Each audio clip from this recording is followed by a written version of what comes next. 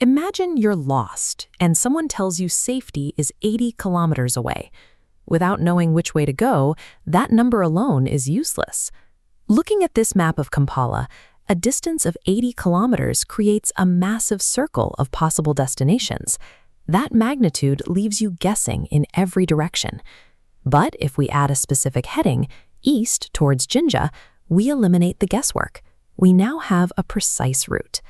A measurement that only gives you size or magnitude, like distance or mass, is called a scalar.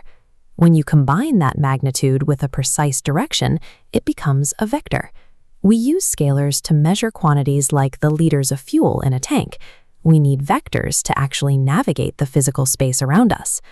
To write directional instructions on a grid, we use a column vector, a bracket with numbers stacked vertically. Notice there's no line between them. This is not a fraction. Read it using the rule, run before you jump. The top is horizontal x-axis movement, and the bottom is vertical y-axis movement. Internalizing this top for horizontal, bottom for vertical rule is the required first step before we can accurately move objects across a grid. This grid shows point P sitting at 2 on the x-axis and 3 on the y-axis. Translating this point using the vector 4, -1, we run 4 units right and jump 1 unit down, landing at 6, 2. Let's test this. Translate starting point A at 1, 1 using the vector 4, 3. Where does it end up? By adding the vector's values to the starting coordinates, you get the answer. 1 plus 4 is 5, 1 plus 3 is 4. The new point is 5, 4.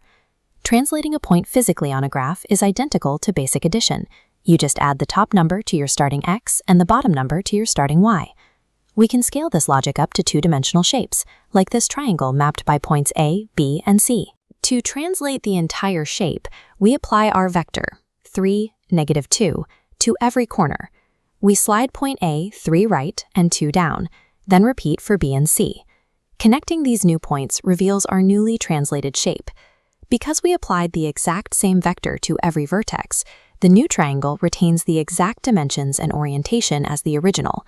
A translation changes the location, never the object itself. Movement isn't always a single step. On this floor grid, an object travels 3 units right and 2 up, followed by a second movement, 1 unit left and 4 units up. Instead of tracking every detour, we draw a single straight line from the origin to the destination, called the resultant vector. To find this mathematically, we add the 2 individual column vectors together. 3 plus -1 gives a horizontal movement of 2.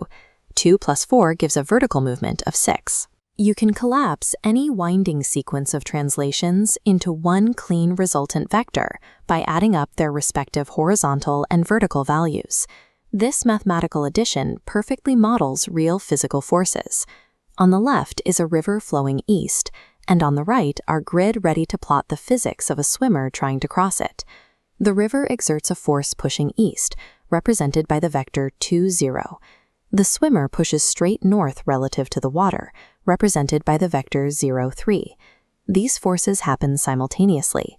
Adding the river's horizontal vector to the swimmer's vertical vector gives us a resultant vector of 2, 3. Because the river constantly translates the swimmer east while he swims north, his actual physical path is a diagonal line, pushing him significantly downstream from his target. Vectors map the underlying mechanics of physical forces, showing exactly how independent movements combine to dictate reality. This summary table holds the core rules you need. A scalar measures size, but a vector measures size and direction. When reading column vectors, remember the horizontal x-axis is on top and the vertical y-axis is on the bottom. Run before you jump. Add column vectors top to top and bottom to bottom to find the resultant path. And to undo a translation, simply reverse the positive or negative signs on your vector to trace your steps backward. By treating movement as specific vertical and horizontal instructions, you gain the mathematical precision to track and predict motion anywhere on a grid.